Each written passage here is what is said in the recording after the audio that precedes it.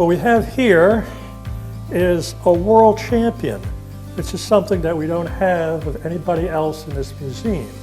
Emilio Bettina was born in Beacon, New York, and when most people think of a fighter, they think of a real ruffian. But this, what I've heard, was this man was a gentle person, somebody that loved children and loved family. He also, did his boxing. If you can see, Emilio was not, he was a light heavyweight, he was about 165, 170 pounds. You can see him here, he's in perfect physical condition. He always lived in Beacon. He trained here in Beacon. He was right around the area. He was community-based, okay? He was a tremendous fighter, and he was at a light heavyweight, which is like 175 pounds.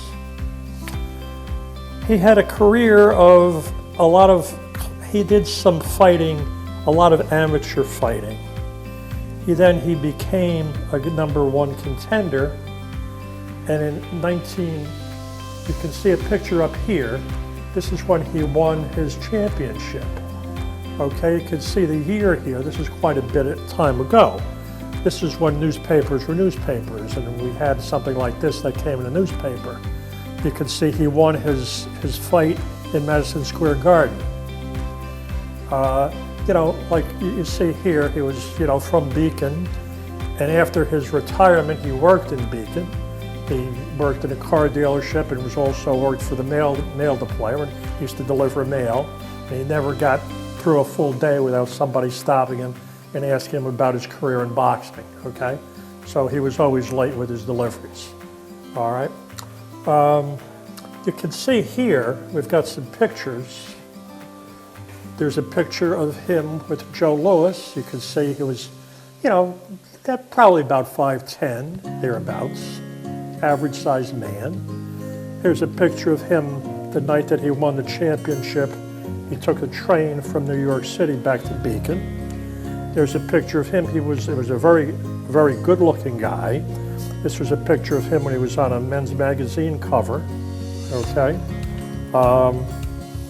The thing is, the words Emilio Bettina are magic in Beacon. I mean, everybody knows of him and everybody remembers him.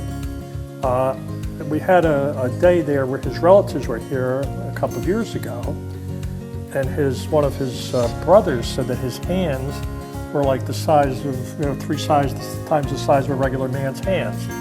I didn't know that, but I figured it didn't hurt him. So there's not many more like him.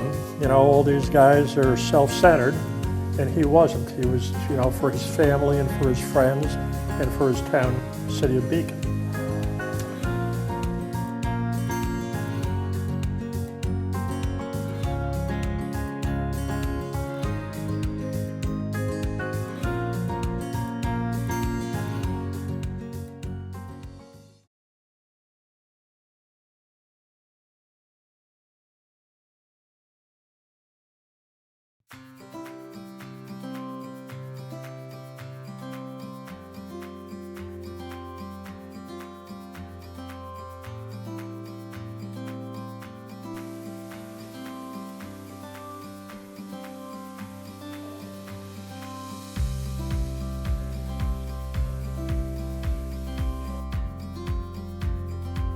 This is Tyler Adams.